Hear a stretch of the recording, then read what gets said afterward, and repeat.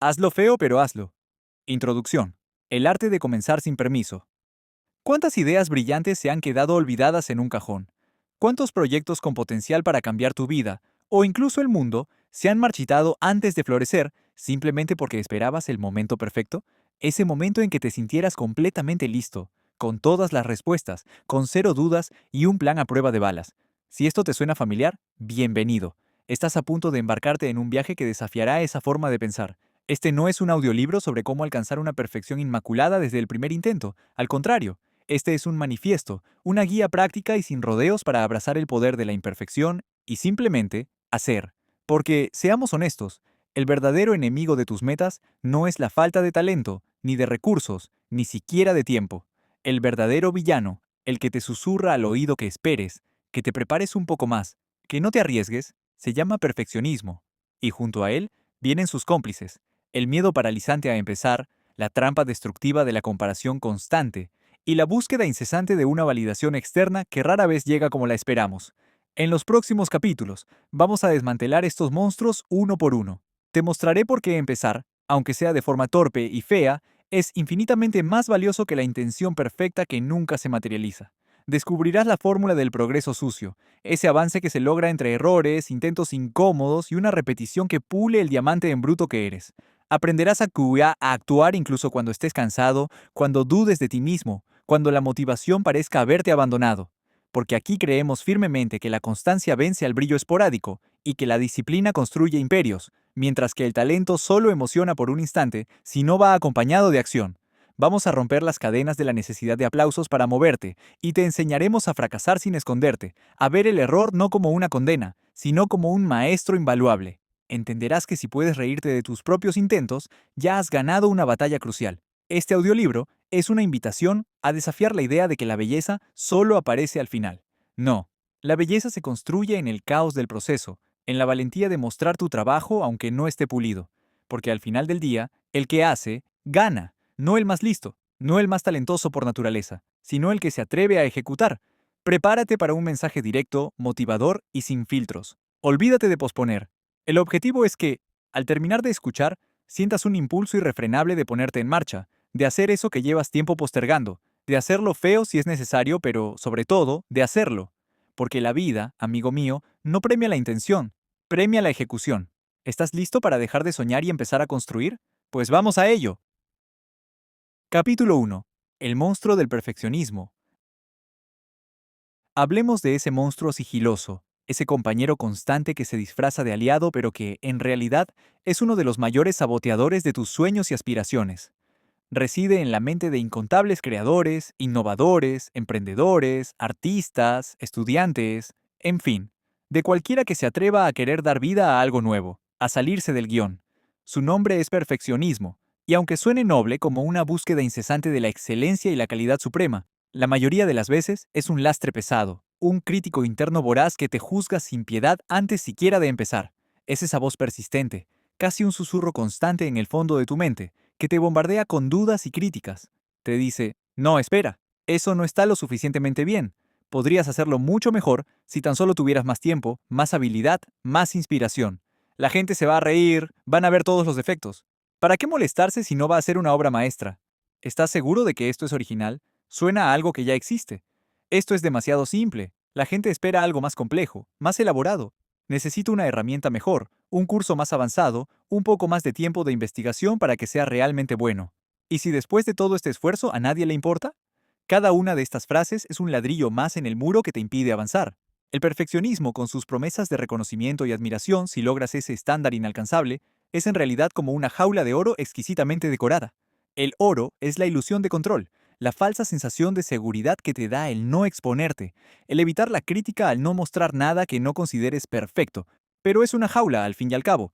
Te mantiene prisionero de tus propias expectativas desmedidas, te impide progresar, te ahoga en un mar de detalles a menudo insignificantes, te obliga a revisar una y otra vez el mismo párrafo hasta que pierde todo sentido, el mismo diseño hasta que la frescura inicial se desvanece, la misma idea hasta que la pasión se convierte en una carga pesada.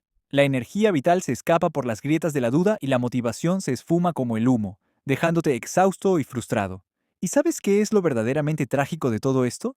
Que este deseo insaciable de hacerlo todo impecable sin un solo fallo, desde el primerísimo intento, te conduce a la parálisis. El miedo a no alcanzar esa perfección autoimpuesta, ese ideal platónico que solo existe en tu cabeza, es tan abrumador que, a menudo, prefieres la aparente seguridad del no hacer nada. Se siente más seguro no intentarlo, y así proteger tu ego de un posible fracaso en ser perfecto, que aventurarte y enfrentar la posibilidad de no serlo.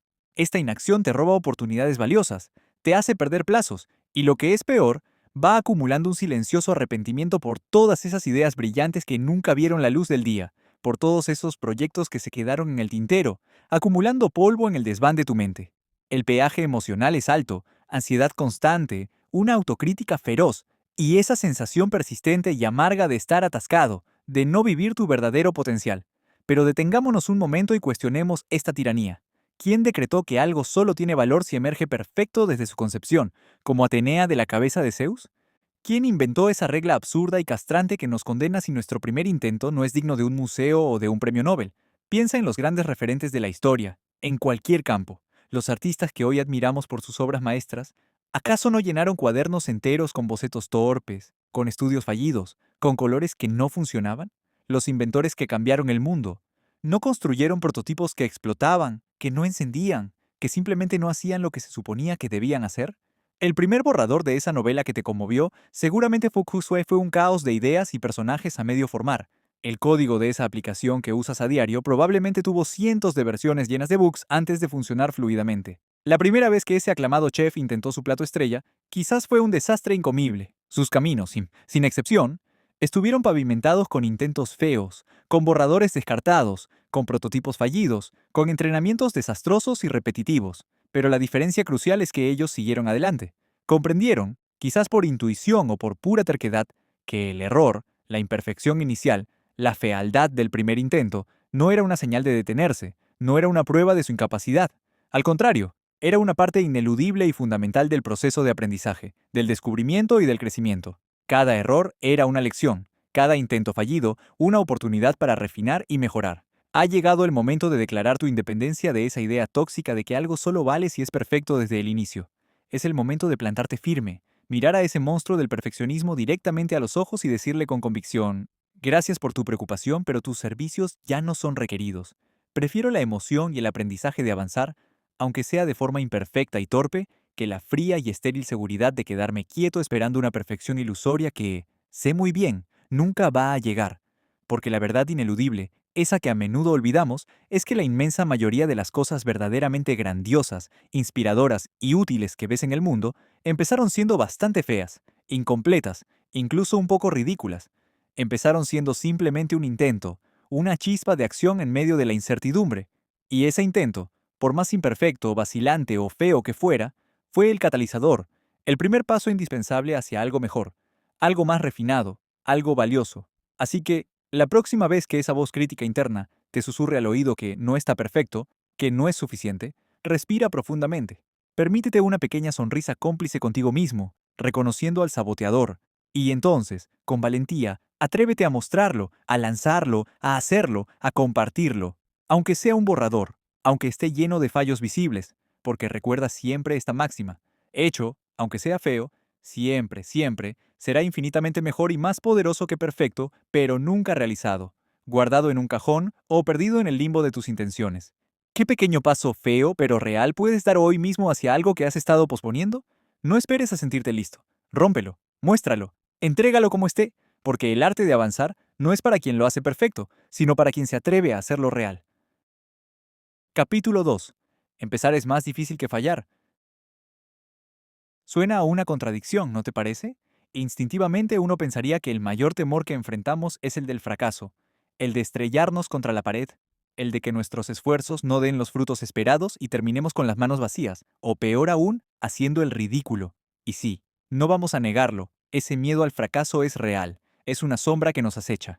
Pero hoy quiero que hablemos de un miedo aún más primario, más sutil quizás, pero increíblemente paralizante para una enorme cantidad de personas: el simple, y a la vez aterrador, miedo a empezar. El mero acto de dar ese primer paso, de cruzar la línea invisible que separa la idea de la acción concreta, puede sentirse como saltar a un abismo. ¿Por qué? Porque empezar significa, fundamentalmente, exponerte. Significa abandonar la seguridad y el confort de tu mente, ese espacio donde tus planes son perfectos, tus proyectos son impecables y tus sueños no tienen fisuras. Empezar es salir al mundo real, un lugar que, por naturaleza, es incierto, caótico y está lleno de variables que no puedes controlar. Es enfrentarte a lo desconocido, a la cruda realidad de no saber con exactitud cómo se desarrollarán las cosas, qué obstáculos surgirán o si estarás a la altura del desafío. Mientras no has empezado, todo es potencial puro en tu imaginación. Tu libro es un bestseller garantizado. Tu emprendimiento es el próximo unicornio. Tu obra de arte es digna de museos. Es un panorama idílico. Pero en el instante en que das ese primer paso, en que escribes la primera palabra, registras el dominio de tu web o compras el primer material, esa fantasía pulcra choca de frente con la realidad. Y la realidad, amigo mío, casi siempre es mucho más desordenada, más imperfecta y sí, bastante más fea de lo que habías visualizado en tus ensoñaciones. Pero aquí reside un secreto crucial, uno que puede cambiar tu perspectiva. Esa dificultad inicial, ese vértigo que sientes justo antes de lanzarte, es en gran medida una barrera mental, una muralla construida con los ladrillos de tus propias inseguridades, tus experiencias pasadas y los ¿qué dirán que tanto te preocupan? Piénsalo detenidamente. ¿Cuántas veces has pospuesto el inicio de algo valioso escudándote en frases como no estoy lo suficientemente preparado, necesito investigar un poco más, no es el momento adecuado, quizás el mes que viene, me falta tal herramienta o tal conocimiento específico? Todas estas son, en esencia, excusas elaboradas que tu mente fabrica para protegerte de la incomodidad inherente a empezar algo nuevo y desafiante. Y es una verdadera lástima, porque al sucumbir a ellas estás perdiendo la parte más transformadora y, a menudo, la más emocionante del proceso. Imagina la cantidad de historias de éxito que admiramos, emprendedores que lanzaron su primer producto desde el garaje de su casa, con más deudas que certezas, sin un plan de negocios de 100 páginas, pero con una convicción férrea. Escritores que enviaron su primer manuscrito temblando de miedo, sin saber si alguien más allá de sus amigos lo leería. Artistas que mostraron su primera obra con el corazón en un puño, exponiéndose a la crítica. ¿Qué tenían en común todas estas personas? No era la ausencia de miedo, ni la posesión de un talento sobrenatural desde el inicio, ni tener todos los recursos a su disposición. Lo que los unía era que, a pesar de todo, comenzaron igual, a pesar de la incertidumbre, a pesar de no sentirse listos, a pesar del riesgo. Y precisamente por eso, porque se atrevieron a dar ese primer paso, a menudo torpe e imperfecto, fue que pudieron aprender, ajustar, crecer y finalmente, llegar lejos. Fallar, si decides verlo así, es simplemente parte del proceso.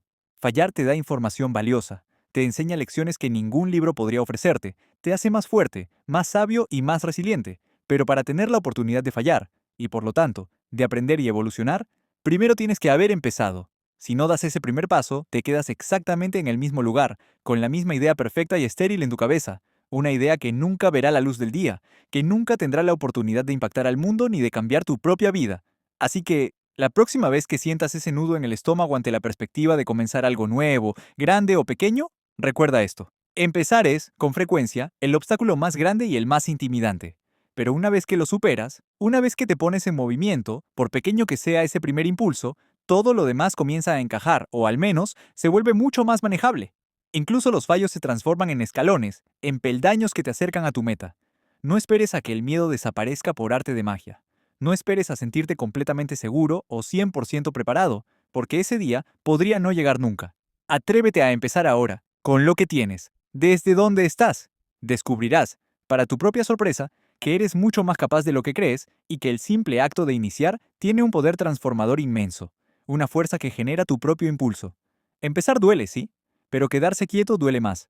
Da el primer paso, aunque sea torpe, aunque no veas el camino completo, porque solo el que empieza tiene algo que mejorar. Capítulo 3. La trampa de la comparación. Vivimos en un escaparate constante. Abres tu teléfono y en cuestión de segundos te inunda una avalancha de vidas aparentemente perfectas, de éxitos deslumbrantes, de logros que parecen estar a años luz de tu propia realidad. Colegas que anuncian ascensos fulgurantes, competidores que celebran rondas de inversión millonarias, conocidos que presumen de vacaciones exóticas o cuerpos esculturales. Y entonces, casi sin que te des cuenta, caes de cabeza en una de las trampas más sutiles pero más destructivas para tu progreso y tu paz mental: la comparación. Empiezas a medir tu propio camino, tus logros, tus ideas, incluso tu valor como persona, con la vara de medir de los demás. Una vara que, por cierto, suele estar trucada.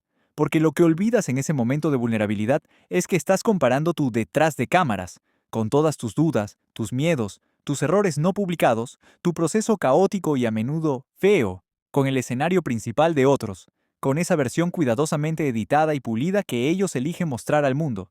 Es como comparar tu primer borrador lleno de tachones con la novela ya encuadernada y con portada brillante de un autor consagrado. Simplemente, no es justo. Compararte con aquellos que ya están en la cima, con los que llevan años de ventaja, con los que partieron de circunstancias completamente diferentes o con los que simplemente tienen otros talentos y otros demonios, es una receta infalible para la frustración y la parálisis. Te hace sentir pequeño, inadecuado, como si tus esfuerzos fueran insignificantes, como si nunca fueras a alcanzar ese supuesto estándar de éxito. Te roba la energía vital, esa que necesitas para crear y avanzar. Te quita la motivación dejándote con un sabor amargo de para qué intentarlo. Y en el peor de los casos, te convence de abandonar tus propios sueños antes incluso de haberles dado una oportunidad real. ¿Para qué voy a lanzar mi pequeño proyecto? Te preguntas, si el de fulano es 1000 veces más grande y exitoso. Esta trampa de la comparación es insidiosa porque se alimenta de nuestras inseguridades más profundas y nos ciega ante nuestro propio potencial y nuestro camino único. Te ancla en un sentimiento de insuficiencia constante y te impide ver el valor inherente en tu propia voz, en tu propia perspectiva, en tu propio ritmo. Pero, ¿qué pasaría si te dijera que esa misma energía que malgastas comparándote y sintiéndote menos, podrías redirigirla de una forma mucho más constructiva? ¿Y si esos ejemplos de éxito que tanto te abruman pudieran convertirse, no, en una fuente de angustia, sino en una fuente de inspiración y aprendizaje? El secreto está en cambiar radicalmente la pregunta que te haces. En lugar de torturarte con un ¿por qué yo no soy como ellos? O ¿por qué no tengo lo que ellos tienen? Swinge prueba a preguntarte ¿qué puedo aprender de su camino? ¿Qué estrategias o mentalidades podría adaptar a mi propia situación? ¿Qué aspecto de su historia me inspira a seguir adelante con mi propia visión? A mi manera. Cuando dejas de usar a los demás como un espejo distorsionado para medir tu valía, y empiezas a observarlos como posibles fuentes de conocimiento, como ejemplos de lo que es posible, aunque el camino para ti sea diferente, la dinámica cambia por completo. Los logros ajenos dejan de ser una amenaza para tu autoestima y se convierten en lecciones, en motivación, en pruebas de que, con esfuerzo y dedicación se pueden alcanzar grandes cosas. Recuerda siempre, y grábatelo a fuego, que cada persona en este planeta está librando su propia batalla, tiene su propio conjunto de circunstancias, su propio ritmo de aprendizaje y su propia definición de éxito.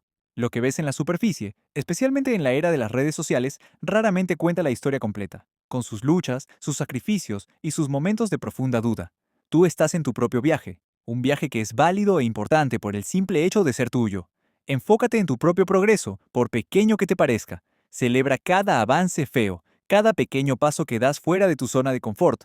La única comparación que realmente importa, la única que te impulsará hacia adelante, es la comparación contigo mismo.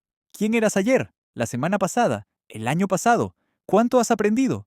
¿Cuánto has crecido, aunque sea 1 milímetro? Esa es la métrica que te mostrará tu verdadera evolución.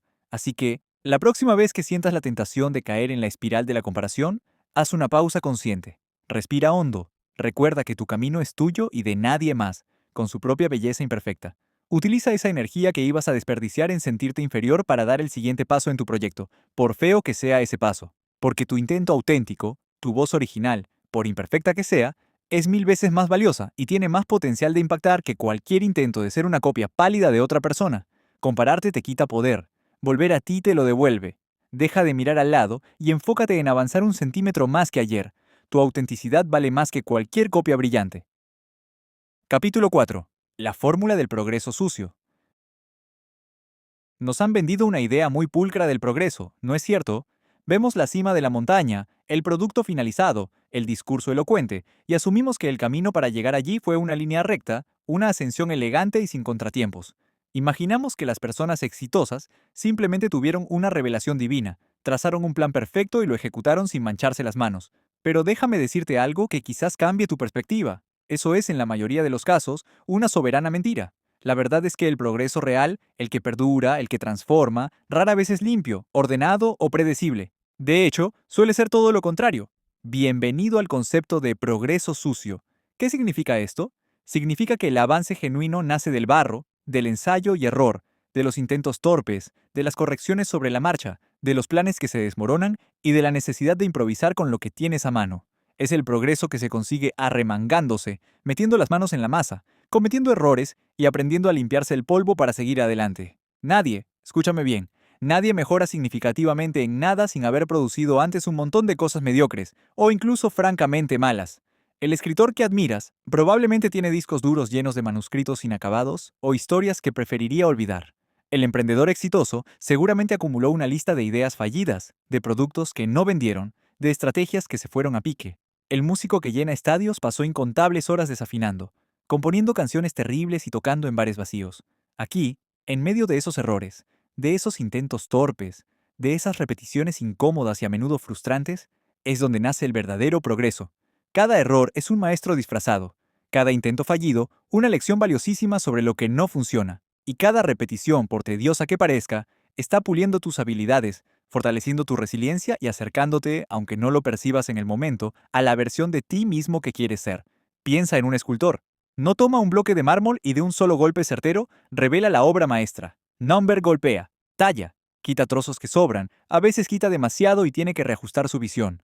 Es un proceso de adición y sustracción, de prueba y error. Y hay mucho polvo y escombros, mucha suciedad, antes de que la forma final empiece a emerger. Lo mismo ocurre con un programador que depura código línea por línea, error tras error, hasta que el software funciona. O con un científico en un laboratorio, probando hipótesis, enfrentándose a resultados inesperados, ajustando variables una y otra vez. La fórmula del progreso sucio te invita a abandonar la fantasía de la ejecución perfecta a la primera.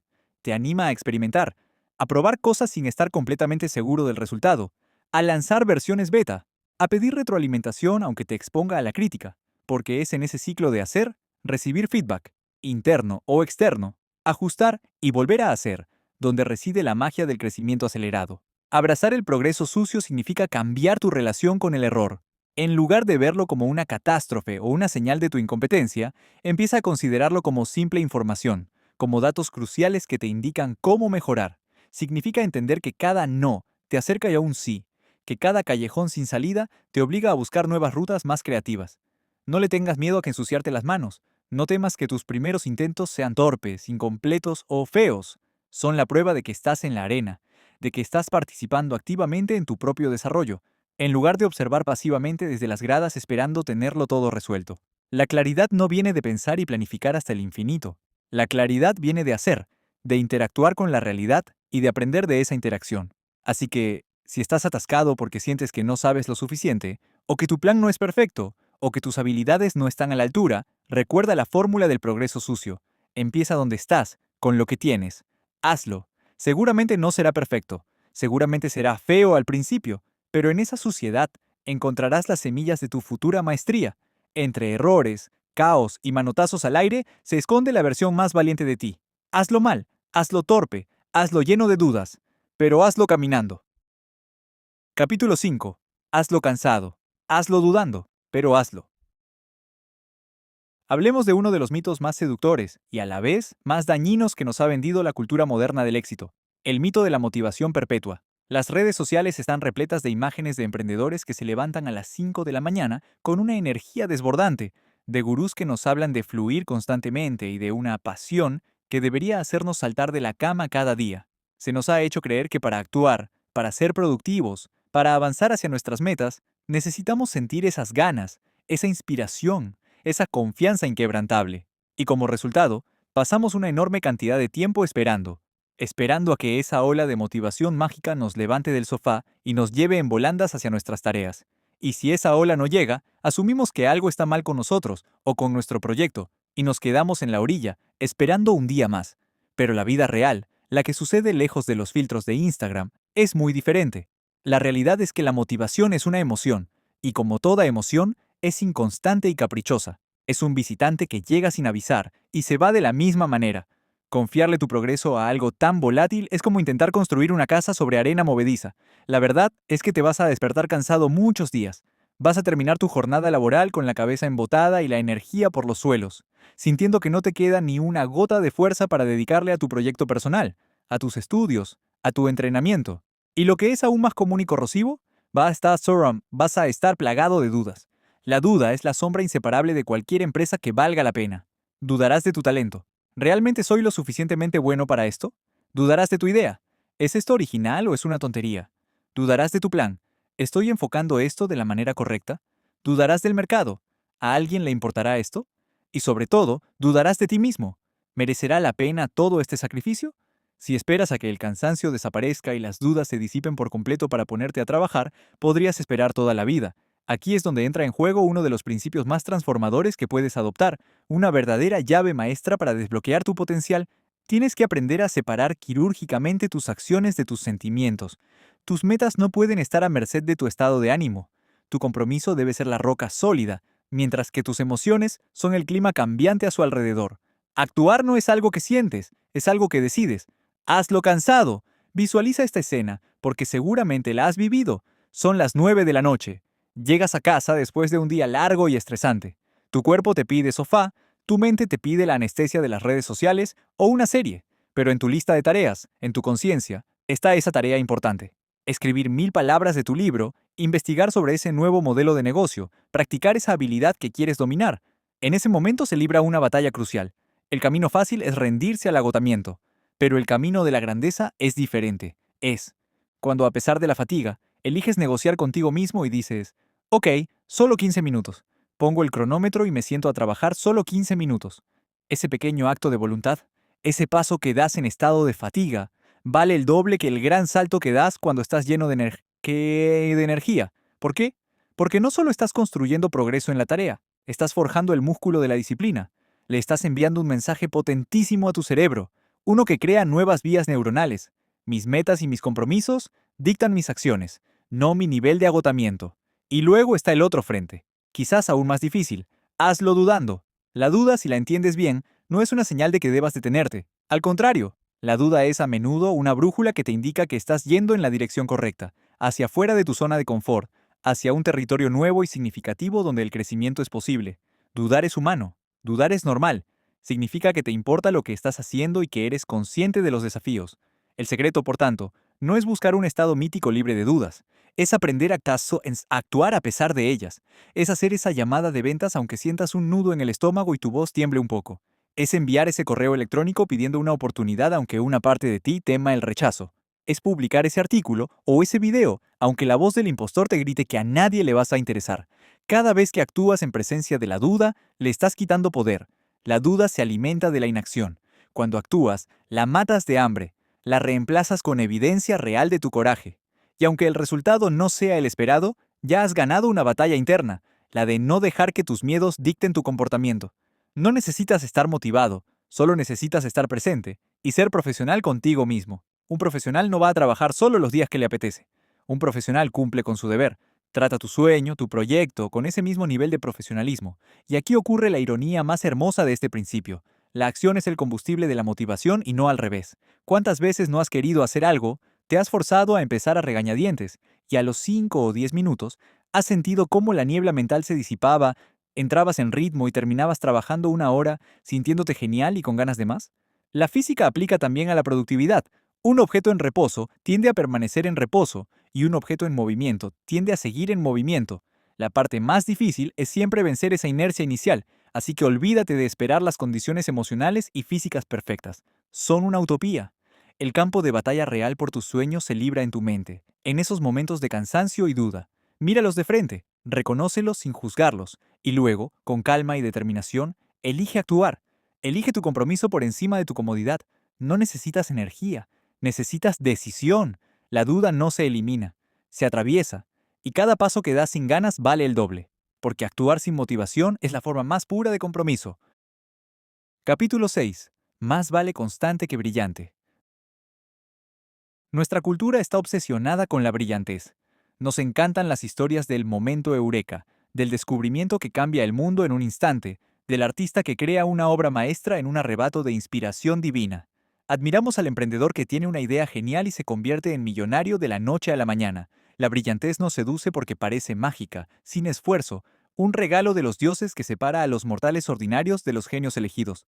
Y debido a esta fascinación, muchos de nosotros pasamos la vida esperando nuestro propio rayo de inspiración, creyendo que el éxito depende de esos golpes de genialidad esporádicos.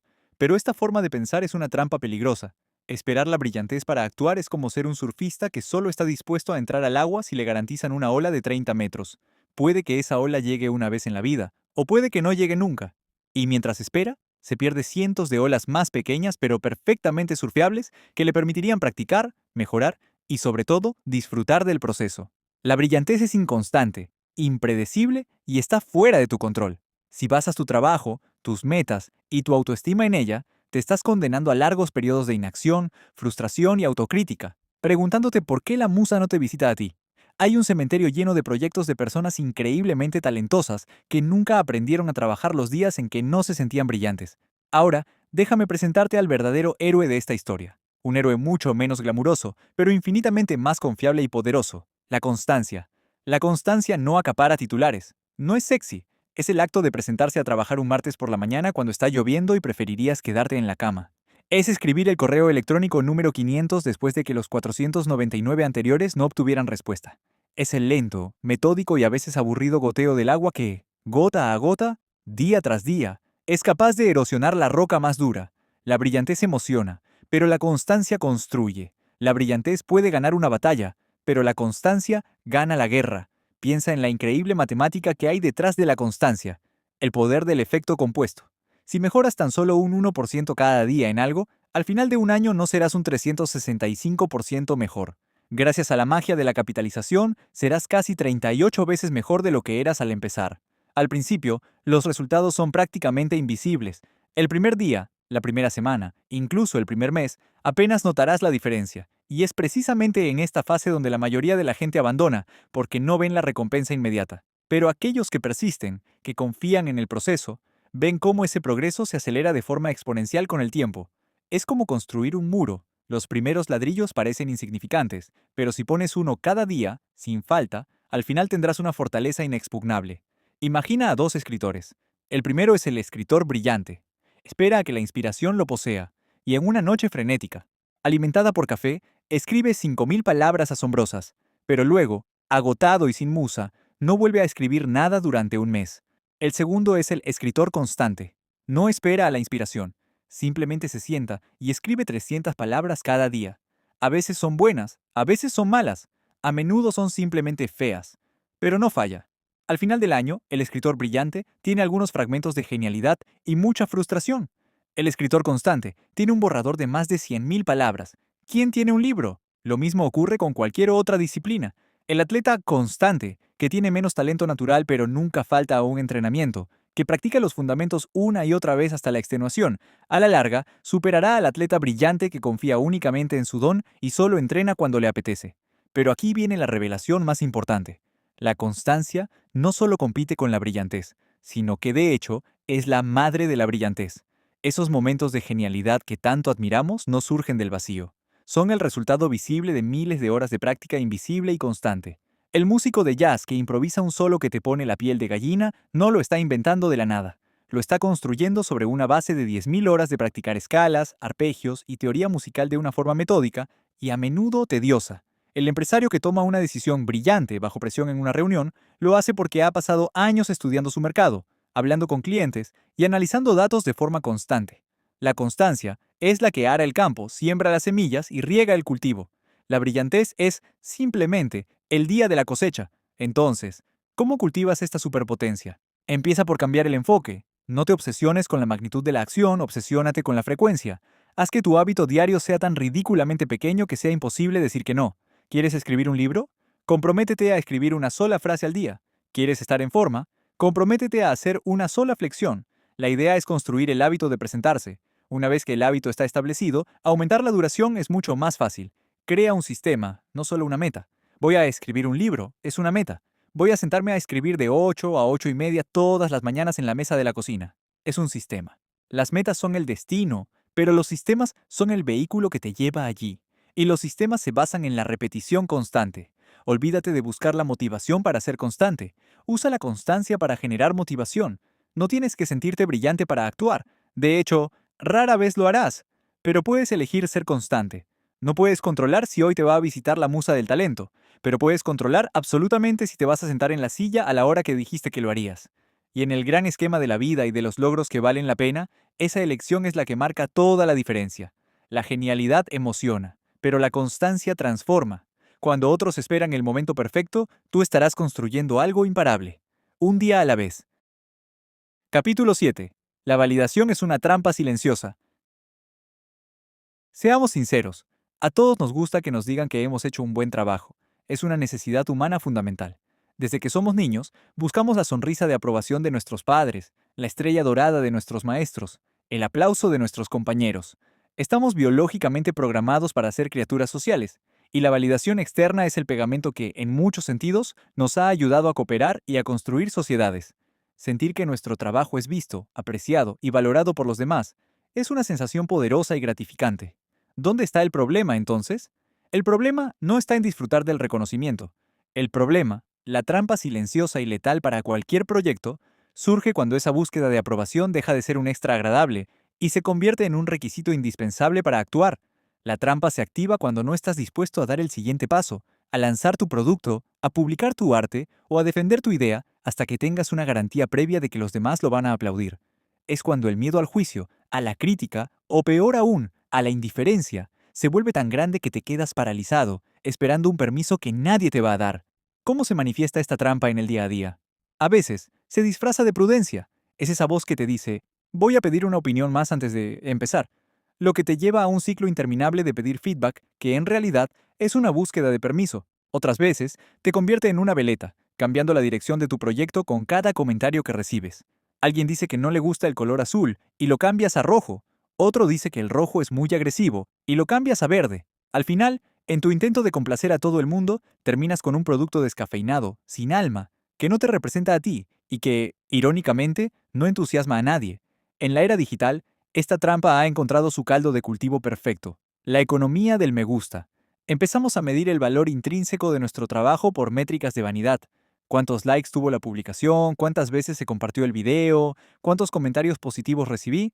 Cuando estas cifras se convierten en el principal indicador de tu éxito, le estás entregando las llaves de tu bienestar emocional a un algoritmo impredecible y a una audiencia anónima. Te subes a una montaña rusa, donde un pico de popularidad te lleva a la euforia, pero un solo comentario negativo o una publicación ignorada pueden hundirte en un pozo de autocrítica y desesperanza.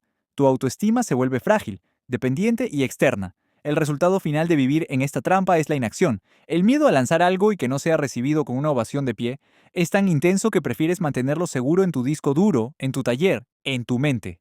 Lo mantienes en un estado perpetuo de casi listo, puliendo detalles insignificantes, porque mientras no lo lances, no puede ser juzgado. Mientras no lo expongas, no puede fracasar.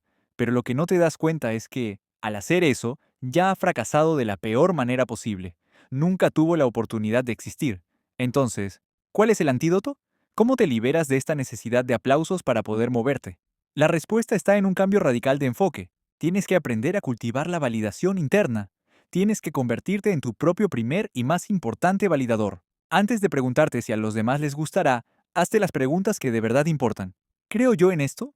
¿Estoy orgulloso del esfuerzo que he puesto aquí, independientemente del resultado? ¿Resuelve esto un problema que a mí me parece importante? ¿Es esto una expresión auténtica de mi voz y mi visión? Si puedes responder sí a estas preguntas, ya tienes la validación más crucial de todas. Tu trabajo ya tiene valor, incluso si nadie más lo ve en ese momento. Aprende a diferenciar el feedback útil de la simple necesidad de aprobación. El feedback es información. Son datos que te pueden ayudar a mejorar tu producto o tu idea.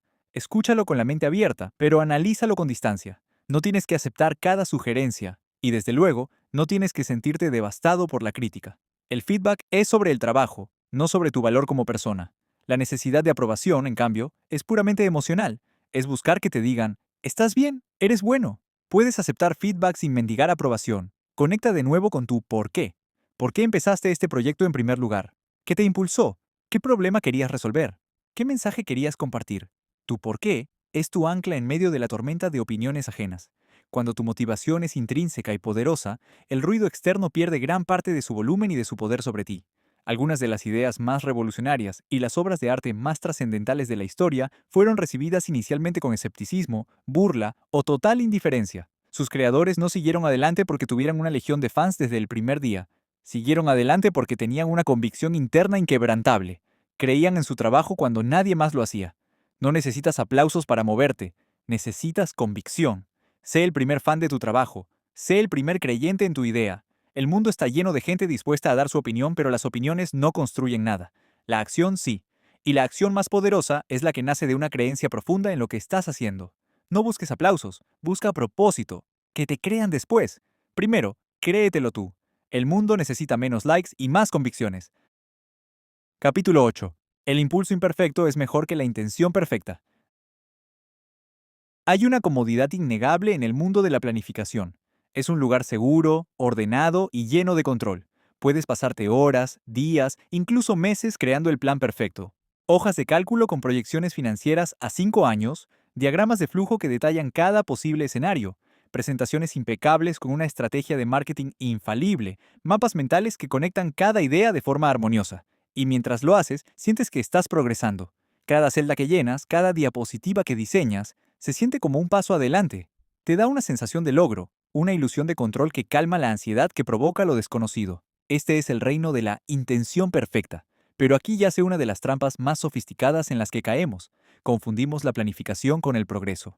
Nos convencemos a nosotros mismos de que estamos siendo diligentes, responsables y estratégicos, cuando en realidad, muy a menudo, estamos practicando una forma muy elaborada de procrastinación. Nos enamoramos tanto de nuestro plan, de su belleza y su supuesta perfección, que nos da pánico sacarlo al mundo real, donde sabemos que será golpeado, manchado y probablemente desarmado por la cruda realidad. El plan deja de ser un mapa para el viaje y se convierte en el destino mismo, un refugio seguro del que nos da miedo salir. Ahora, contrastemos eso con su antítesis, un concepto mucho más caótico pero infinitamente más poderoso, el impulso imperfecto. ¿Qué es? Es la decisión deliberada de dar un paso concreto, pequeño y sí, a menudo defectuoso, en este preciso momento, sin tener todas las respuestas. Es enviar ese correo electrónico crucial antes de haber redactado el texto perfecto. Es construir una página de aterrizaje simple en una tarde usando una herramienta gratuita, en lugar de esperar meses para poder contratar a un desarrollador. Es crear el primer prototipo de tu producto con cartón, cinta adhesiva y pegamento para ver cómo se siente en tus manos, en lugar de esperar a tener un modelo 3D impecable. Es, en esencia, priorizar el movimiento por encima de la meditación. ¿Por qué este impulso, por imperfecto que sea, es tan superior a la intención más perfecta?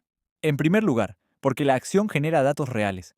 Tu plan perfecto, por muy investigado que esté, no es más que un conjunto de suposiciones, una hipótesis bien presentada. Pero en el momento en que tomas una acción imperfecta, lanzas un experimento al mundo real.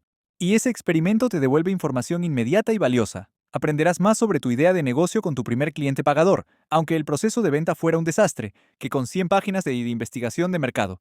Descubrirás más sobre tu producto poniendo un prototipo feo en manos de un usuario que con meses de planificación teórica. La acción es el puente entre la suposición y la verdad. En segundo lugar, la acción crea impulso. La primera ley del movimiento de Newton no solo aplica a la física, sino también a la productividad. Un objeto en reposo tiende a permanecer en reposo, un objeto en movimiento tiende a permanecer en movimiento. El mayor desafío es casi siempre romper la inercia inicial. El impulso imperfecto es el empujón que necesitas para ponerte en marcha. Una vez que estás en movimiento, es mucho más fácil corregir el rumbo, girar, acelerar o frenar. Intentar dirigir un coche que está aparcado es imposible. Pero incluso, si se mueve lentamente en la dirección equivocada, un pequeño giro del volante puede cambiar su trayectoria por completo. Finalmente, el mundo no te va a esperar. Mientras tú pasas 6 meses encerrado perfeccionando tu plan, tus competidores están lanzando sus versiones feas, interactuando con clientes reales, aprendiendo y mejorando. Las necesidades del mercado están cambiando, nuevas tecnologías están surgiendo y las oportunidades van y vienen. Tu plan perfecto puede ser obsoleto antes de que hayas tenido la oportunidad de ejecutar el primer paso. En el mundo actual, la velocidad de aprendizaje y adaptación, impulsada por la acción constante, es un activo mucho más valioso que la perfección lenta. Piensa en el creador de contenido que pasa meses planeando el lanzamiento perfecto de su canal, comprando la cámara más cara, diseñando el logo ideal, planificando los primeros 50 videos. Ahora piensa en el que agarra su teléfono, graba un video feo sobre algo que le apasiona, lo sube y aprende de los comentarios, y repite el proceso la semana siguiente. ¿Quién tendrá una audiencia y una idea clara de lo que funciona dentro de 6 meses? La respuesta es obvia. Adopta una mentalidad de prepara, dispara, apunta. En lugar del tradicional, prepara, apunta, dispara, atrévete a actuar primero, dispara, y luego usa los resultados de esa acción para ajustar tu estrategia. Apunta. No te dejes abrumar por la enormidad de tu plan. Pregúntate siempre, ¿cuál es el paso más pequeño y tangible que puedo dar en los próximos 15 minutos para mover esto hacia adelante? Y luego, sin pensarlo demasiado, hazlo. Tu hermoso mapa no sirve de nada si nunca te atreves a salir de casa y pisar el barro. Los grandes logros no pertenecen a aquellos con las intenciones más puras o los planes más detallados, sino a aquellos que dominan el arte de tomar acción imperfecta una y otra vez. Confían en su capacidad para resolver los problemas sobre la marcha, porque saben que el movimiento es el mejor maestro. Mientras planeas, otros hacen. Mientras dudas, otros fallan y mejoran. El movimiento imperfecto siempre vence a la idea perfecta que nunca se ejecutó. Capítulo 9. Fracasar sin esconderte. En nuestra sociedad, hemos elevado el éxito a un pedestal tan alto que por consecuencia, hemos demonizado a su contraparte inevitable, el fracaso. Desde muy pequeños, se nos enseña que fracasar es malo, que es una señal de debilidad, de falta de inteligencia o de esfuerzo. Recibimos calificaciones en la escuela que nos etiquetan, vemos en las noticias y en las redes sociales únicamente las historias de los ganadores, los productos terminados, las empresas triunfantes. El resultado es una cultura que vive con un pánico atroz a equivocarse, una cultura donde admitir un error se siente como admitir una deficiencia personal. Debido a esta profunda programación, nuestra reacción instintiva ante el fracaso es casi universal. Queremos esconderlo. Cuando algo sale mal, cuando un proyecto no funciona, cuando nos rechazan, nuestra primera pulsión es la vergüenza. Queremos barrer los escombros debajo de la alfombra lo más rápido posible, pretender que nunca sucedió y rezar para que nadie se haya dado cuenta. Nos escondemos porque tememos el juicio, tememos que nos pongan la etiqueta de fracasado, que perdamos la credibilidad ante nuestros colegas, clientes o seguidores. El ego, en un intento de protegerse, nos susurra, no dejes que nadie vea tu debilidad, pero este instinto de ocultación, aunque comprensible, tiene un costo altísimo. Es una estrategia que, a largo plazo, sabotea nuestro crecimiento, nuestra resiliencia y nuestra capacidad de conectar genuinamente con los demás. Cuando te escondes de tus fracasos, en primer lugar, te niegas a ti mismo la oportunidad de aprender la lección más valiosa. El aprendizaje profundo requiere una autopsia honesta y sin tapujos de lo que salió mal. ¿Por qué falló? ¿Qué suposiciones eran incorrectas? ¿Qué podría haber hecho de otra manera? Si estás demasiado ocupado en ocultar el cadáver, nunca podrás realizar esa autopsia. La vergüenza te impide ver el fracaso como lo que realmente es, un conjunto de datos increíblemente valiosos que te indican cómo mejorar. En segundo lugar, esconder tus fracasos alimenta el miedo. Cada vez que tratas un error como algo catastrófico y vergonzoso, refuerzas en tu cerebro la idea de que fracasar es un peligro que debe ser evitado a toda costa. Esto crea un círculo vicioso de ansiedad y aversión al riesgo. Dejas de intentar cosas nuevas y audaces, no porque no tengas la capacidad, sino porque el posible coste emocional de otro fracaso oculto es demasiado alto. Te vuelves conservador, predecible y en última instancia te estancas. Finalmente, al proyectar una imagen de infalibilidad, de que solo acumulas victorias, creas una desconexión con los demás. La gente no conecta con la perfección porque la perfección no es humana. La gente conecta con la autenticidad, y la autenticidad incluye las luchas, las caídas y las cicatrices. Cuando solo muestras tus éxitos, puedes generar admiración, pero rara vez generarás una conexión profunda. La gente te verá como alguien lejano, inalcanzable. En cambio, cuando eres capaz de mostrar tu vulnerabilidad, de admitir me equivoqué, te vuelves real, te vuelves humano. Le das permiso a los demás para ser imperfectos también, y eso crea un nivel de confianza y lealtad que el éxito por sí solo nunca podrá comprar. Aquí es donde reside el poder transformador de fracasar sin esconderte. No se trata de celebrar el fracaso por el fracaso mismo, nadie quiere fallar. Se trata de cambiar tu relación con él. Se trata de verlo no como un veredicto final sobre tu valía, sino como una parte inevitable y necesaria del camino hacia cualquier meta que merezca la pena. Empieza por cambiar tu lenguaje. En lugar de decir fracasé, prueba a decir este enfoque no funcionó. Quítale la carga emocional y trátalo como un científico trataría un experimento fallido. Es solo un resultado, un dato. Interesante. La hipótesis era incorrecta. ¿Qué podemos aprender de esto? ¿Cuál será el siguiente experimento? Esta neutralidad te permite analizar la situación con claridad, sin el velo de la vergüenza. Entiende que la resiliencia no es algo con lo que se nace, es un músculo que se construye. Y como cualquier músculo, solo se fortalece cuando se somete a resistencia. Cada vez que enfrentas un revés, lo procesas abiertamente y decides seguir adelante, estás haciendo una repetición en el gimnasio de la resiliencia. Aprendes en un nivel muy profundo que un fracaso es un evento, no tu identidad.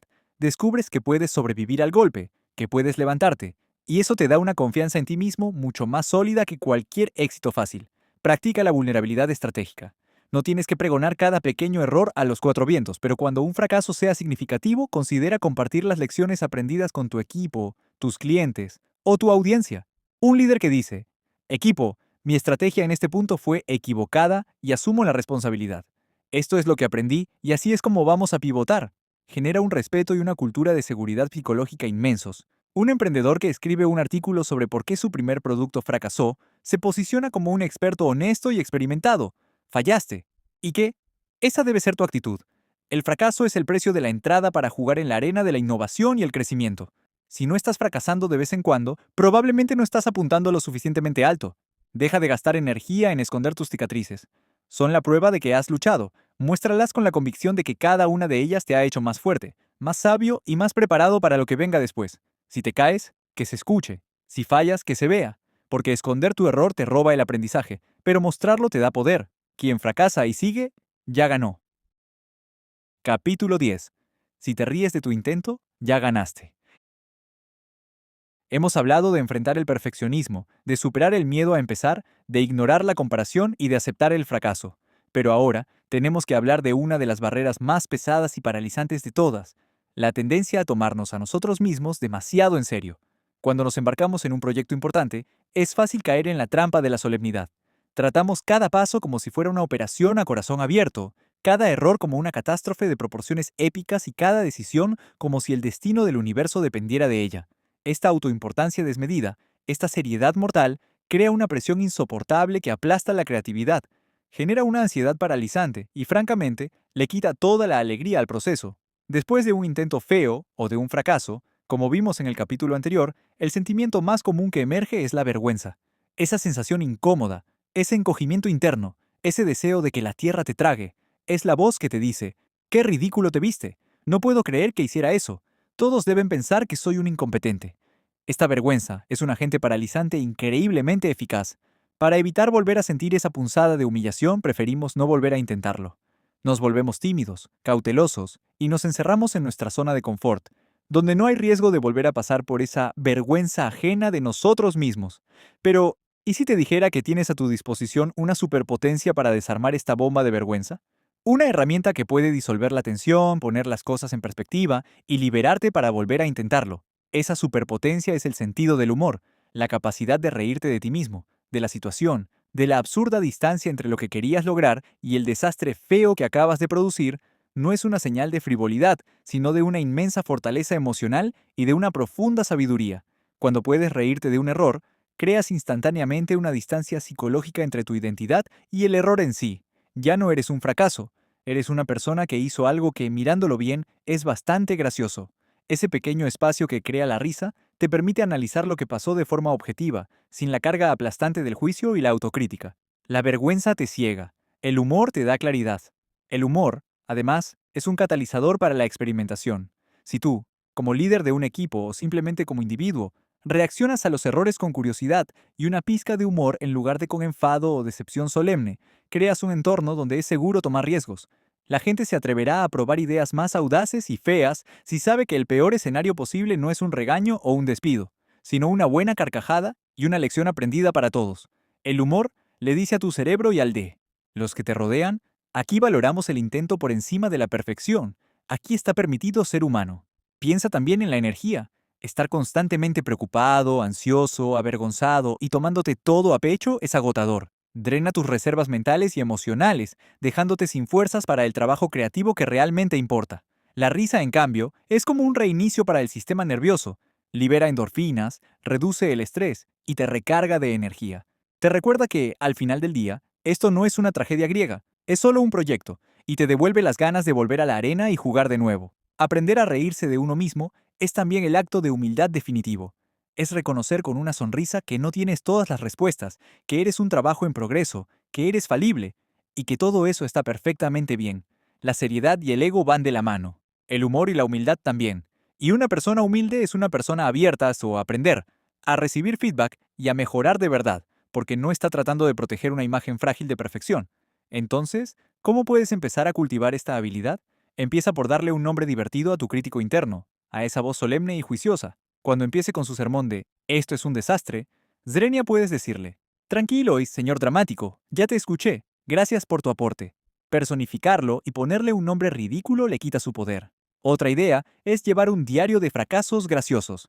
Anota esos intentos que salieron terriblemente mal y que, con un poco de distancia, tienen un lado cómico. Con el tiempo, verás que la mayoría de tus catástrofes no lo eran tanto y que has sobrevivido a todas ellas. Y aquí llegamos al corazón del asunto, a la razón por la que el título de este capítulo es una verdad tan poderosa. Si te ríes de tu intento, ya ganaste. La victoria a la que nos referimos no es el éxito externo del intento. Quizás el producto falló, la venta no se cerró o el artículo no tuvo lectores. Esa no es la victoria principal. La verdadera victoria es interna. Has ganado la batalla contra tu propio ego paralizante, contra el miedo a parecer tonto, contra la tiranía de la vergüenza. Y una vez que has ganado esa batalla, eres libre. Eres libre para volver a intentarlo cuantas veces sea necesario, para aprender de cada tropiezo y para seguir avanzando sin el pesado lastre de la autoimportancia. Te vuelves, en un sentido muy real, imparable.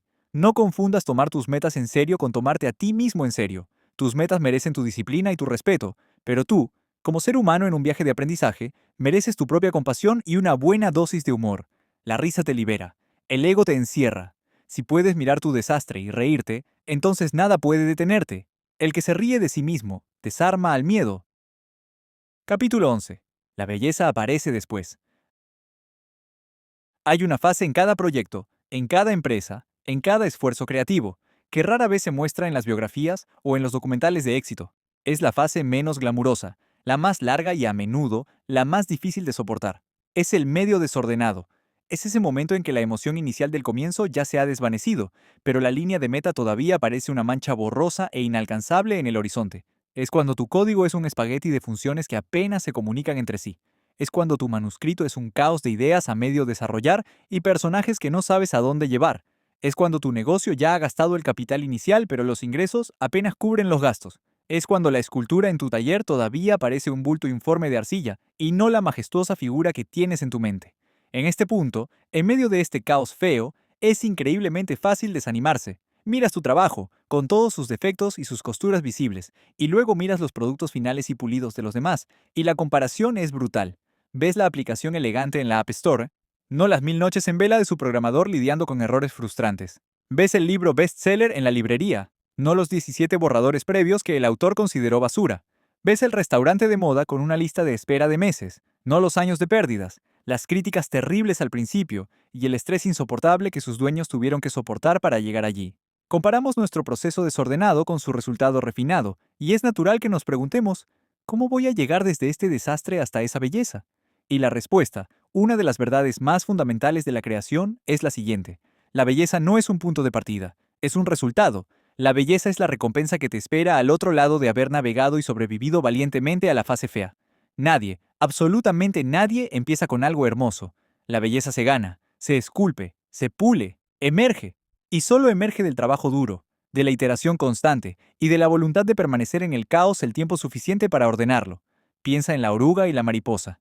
Dentro de la crisálida, el proceso de transformación no es bonito, es una desintegración violenta, un caos biológico, una sopa primordial de células. No hay ni rastro de las alas majestuosas y coloridas que vendrán después. Si pudieras mirar dentro a mitad del proceso, pensarías que es un fracaso total. Pero es en ese caos feo donde se está gestando la belleza.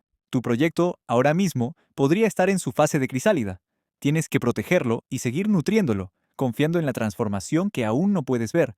O piensa en la construcción de un rascacielos. Durante meses, o incluso años, lo único que se ve es un agujero gigante en el suelo, lleno de lodo, ruido, polvo y peligro. Es un sitio caótico, sucio y feo. Pero los arquitectos y los ingenieros no se desesperan, porque entienden el proceso.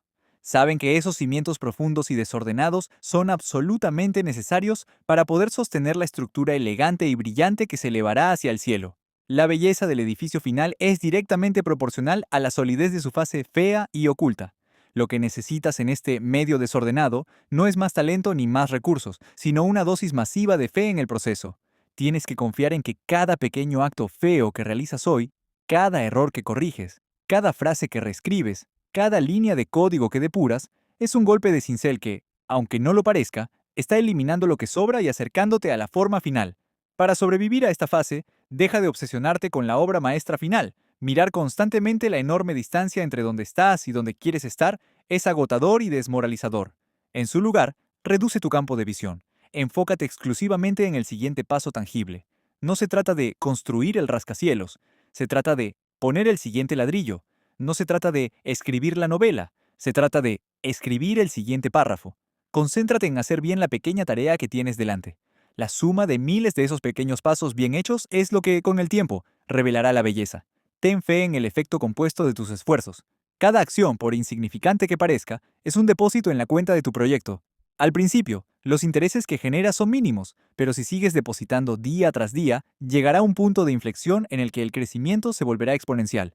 La belleza aparecerá, a veces de forma gradual y a veces casi de repente. Así que si ahora mismo te sientes perdido en el caos de tu propia creación, ten paciencia y sigue trabajando. No te rindas 5 minutos antes de que ocurra el milagro. La sensación de ver cómo la belleza finalmente emerge de tus propias manos, de tu propio esfuerzo desordenado y persistente, es una de las experiencias más profundas y gratificantes que existen. Pero nunca llegarás a sentirla si abandonas en la fase fea. Tienes que estar dispuesto a amar tu proyecto incluso cuando es torpe, incompleto y poco agraciado, como un padre ama a su hijo en su adolescencia más incómoda. Confía en el proceso. Abraza el desorden. Sigue adelante. La belleza no está en el punto de partida, está esperando a que llegues a ella. Hazlo feo, hazlo perdido, hazlo sin saber si vas bien, porque si sigues, la belleza te alcanzará en el camino. Capítulo 12. El que hace, gana. Hemos viajado juntos a través de un campo de batalla mental. Hemos identificado y combatido a los enemigos que te mantienen prisionero, al monstruo del perfeccionismo, al miedo paralizante a empezar, a la sirena destructiva de la comparación. Hemos aprendido a trabajar cansados y dudando, a valorar la constancia por encima de la brillantez, a liberarnos de la necesidad de aplausos y a reírnos de nuestros propios tropiezos. Hemos aprendido a confiar en que la belleza es el destino final de un viaje que, inevitablemente, empieza siendo feo. Y ahora, llegamos al final de este camino, a la verdad más simple, más brutal y a la vez más liberadora de todas. La conclusión a la que apunta cada una de las ideas que hemos discutido es una ley tan fundamental como la gravedad. Al final del día, el que hace, gana. No gana el más listo, no gana el que tiene más talento natural, no gana el que tiene el plan más detallado, ni el que ha leído más libros, ni el que tiene las mejores intenciones. Todas esas cosas son útiles, sin duda, pero son secundarias. Son armas que no sirven de nada si se quedan en la armería. La victoria, en cualquier campo que valga la pena, en los negocios, en el arte, en el desarrollo personal, en la vida misma, pertenece a una sola clase de persona, al hacedor, al que se arremanga y hace el trabajo. Imagina la vida como un gran estadio. Las gradas están repletas de gente increíblemente inteligente. Hay críticos con un gusto exquisito, capaces de analizar cada jugada y señalar cada defecto. Hay estrategas con planes perfectos que, en teoría, garantizarían la victoria. Hay soñadores que visualizan jugadas maestras que nadie más puede concebir, y todos ellos tienen algo en común. Están en las gradas. No corren riesgo, no sudan, no se ensucian. Su récord está limpio. 0 derrotas, pero también 0 victorias. Y luego, están los jugadores en el campo. Están cubiertos de lodo, magullados, sin aliento. Cometen errores garrafales. Lanzan pases que son interceptados. Toman decisiones equivocadas. Tropiezan y caen. Desde la comodidad de las gradas, es fácil criticarlos, pero ellos, y solo ellos, son los que están en la arena, son los únicos que tienen la posibilidad de anotar, los únicos que pueden mover el marcador, los únicos que pueden, al final, ganar el partido. El hacedor es el jugador en el campo, es la persona que ha interiorizado todas las lecciones de este libro y las ha convertido en acción. El hacedor derrota al perfeccionismo porque entiende que el único modo de empezar es, simplemente, empezando. Derrota a la comparación porque está demasiado ocupado corriendo en su propio carril como para mirar a los lados. Abraza el progreso sucio porque sabe que el barro en su uniforme es la prueba de que está avanzando.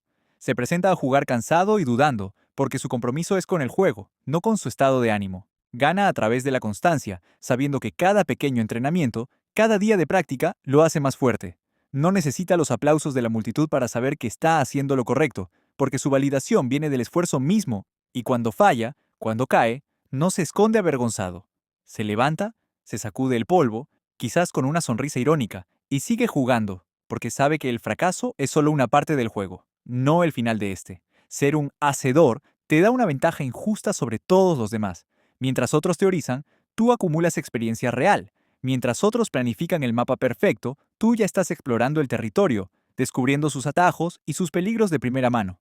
Mientras otros esperan las condiciones ideales, tú estás aprendiendo a adaptarte y a prosperar en el caos. La acción es un imán para la oportunidad. Cuando estás en movimiento, te tropiezas con personas, ideas y casualidades afortunadas que el que se queda quieto nunca encontrará. La suerte, muy a menudo, es simplemente el dividendo de estar constantemente haciendo algo. Y lo más importante, Hacer construye una confianza inquebrantable. La verdadera autoconfianza no viene de leer libros de autoayuda o de repetirte afirmaciones en el espejo. La confianza real, la que se siente en los huesos, es el resultado directo de hacer cosas difíciles. Es el conocimiento interno, ganado a pulso, de que puedes enfrentarte a un desafío y superarlo. Cada tarea completada, por fea que sea, es un ladrillo más en la fortaleza de tu autoestima. Este capítulo es, por tanto, un manifiesto. Es un llamado a la acción definitivo. Es el momento de que decidas quién quieres ser. ¿Quieres ser la persona que pasa su vida en las gradas, con ideas brillantes y un potencial intacto pero no realizado? ¿O quieres bajar al campo? ¿Quieres ser la persona que dice yo podría haber hecho o yo voy a hacer? ¿O quieres ser la persona que al final de sus días pueda decir yo hice? El mundo está inundado de ideas geniales. Lo que escasea son las personas dispuestas a ejecutar esas ideas, a atravesar el inevitable fango de la creación para darles vida. Deja de ser un consumidor pasivo de la vida y conviértete en un productor activo. Deja de ser un planificador y conviértete en un ejecutor. La elección es tuya, y tienes que hacerla cada día. La ecuación es simple y no tiene excepciones. Gana el que se atreve, gana el que actúa, gana el que hace. Hazlo feo, hazlo sin permiso, hazlo con miedo, pero hazlo, porque el que hace, gana. Cierre final del audiolibro. La vida no premia la intención, premia la ejecución. Hemos llegado al final de nuestro viaje juntos. Tómate un segundo para recordar a la persona que eras cuando presionaste play por primera vez en este audiolibro. Quizás te sentías atascado, abrumado por la magnitud de tus propias ideas. Quizás la voz del perfeccionismo te tenía paralizado, o el miedo a empezar era un muro demasiado alto.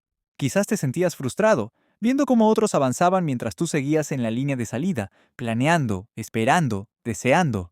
A lo largo de estos capítulos, hemos emprendido una misión: desmantelar, pieza por pieza, la gran mentira que nos han contado. La mentira de que necesitas sentirte listo para poder empezar. La mentira de que necesitas talento innato para tener éxito. La mentira de que necesitas la aprobación de los demás para que tu trabajo tenga valor. La mentira de que necesitas un plan perfecto y una motivación inagotable para poder actuar. Hemos reemplazado esas mentiras con una verdad mucho más simple, más cruda y, sobre todo, más útil. La acción es la respuesta. La acción es el solvente universal para la mayoría de tus miedos, dudas e incertidumbres. Es la acción, no el pensamiento, la que genera claridad. Es la acción, no la inspiración, la que genera motivación. Es la acción, no la validación externa, la que construye una confianza genuina y duradera. La acción es el camino, el vehículo y el destino. Y esto nos lleva al mensaje final, a la idea que quiero que se quede resonando en tu mente mucho después de que este audio termine. Es la ley no escrita que gobierna todo progreso significativo en este mundo. La vida no premia la intención, premia la ejecución. Piénsalo, nuestro planeta está absolutamente inundado de buenas intenciones. Las intenciones son baratas, abundantes y no requieren ningún esfuerzo. El mundo está lleno de gente que iba a escribir esa novela, que tenía la idea para esa aplicación, que un día de estos iba a empezar ese negocio o a aprender ese idioma. Las intenciones viven en el mundo seguro y cómodo de la mente. No conllevan ningún riesgo, no pueden ser criticadas, no pueden fracasar, pero por esa misma razón, no producen absolutamente nada. Son fantasmas de un futuro potencial, promesas vacías que nos hacemos a nosotros mismos para sentirnos mejor con nuestra propia inacción. La ejecución, por otro lado, es la moneda de cambio del mundo real. Es lo único que tiene valor tangible. La ejecución es el proceso, a menudo brutal y siempre imperfecto, de tomar una idea del mundo etéreo del pensamiento y forjarla, a través del sudor, la frustración y la persistencia, en algo real, algo que se puede ver, tocar, usar, experimentar. La ejecución es el puente entre la imaginación y la realidad, es el acto de creación definitivo, y es lo único que el mundo, al final, reconoce y recompensa. Por eso, este no es el final de nada, es el verdadero comienzo. El conocimiento que has adquirido en este audiolibro es inútil si se queda como una simple colección de ideas interesantes en tu cabeza. Su único valor reside en su aplicación. La pregunta ahora no es ¿qué has aprendido? Logra, sino ¿qué vas a poder hacer? Así que te propongo un desafío, un pacto entre tú y yo, aquí y ahora. No mañana, no la semana que viene, ahora. Piensa en esa cosa, solo una, que has estado posponiendo, ese proyecto que te intimida, esa idea que te da miedo empezar. Lo tienes en tu mente, ¿verdad? Bien, tu desafío, en las próximas 24 horas, no es planificarlo, no es investigarlo más, es tomar el primer paso de ejecución, el más pequeño y feo que se te ocurra. Escribir el primer párrafo terrible de ese libro. Registrar el dominio de esa web, aunque no tengas idea de cómo la vas a diseñar. Hacer una sola llamada de ventas. Enviar un solo correo electrónico. un impulso imperfecto, un acto de ejecución. A partir de hoy, te invito a que adoptes la identidad de un hacedor. No es algo que haces de vez en cuando, es quien eres. Un hacedor no espera a estar inspirado. Un hacedor actúa, y a veces, la inspiración aparece en el camino. Un hacedor no le teme al desorden, porque sabe que es la materia prima de la creación. Un hacedor no ve el fracaso como una condena, sino como una matrícula universitaria. Ya no necesitas más permisos, no necesitas más libros, más cursos, más gurús. La única luz verde que estabas esperando es la que tú mismo te das. La tienes ahora mismo. Tienes la capacidad, tienes el conocimiento y lo más importante, tienes la elección. El viaje para crear algo que valga la pena siempre será un poco caótico, un poco intimidante, y al principio casi siempre será feo. Pero la alternativa, la inacción, el arrepentimiento silencioso de lo que pudo haber sido, es infinitamente peor. Así que sal ahí fuera, elige tu arena y empiezas a hacer. Hazlo feo, hazlo ejecutando, pero hazlo. Fin del audiolibro. Gracias por llegar hasta aquí.